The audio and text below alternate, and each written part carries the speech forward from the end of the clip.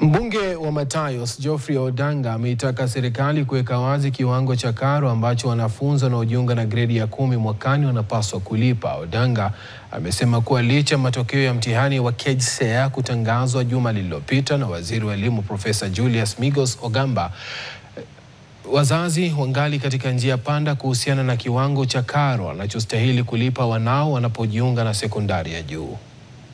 Inaongea peke yake na mambo mengine mengi.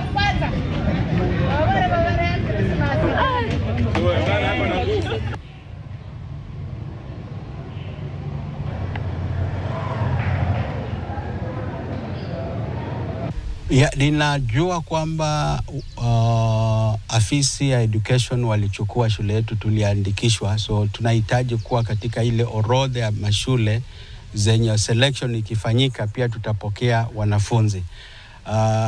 Kitu ambacho ninajua ni kwamba serikali kwa wakati mwingi wamekuwa katika hali ya kupendelea, wakifanya selection wanaegemea upande wa public schools.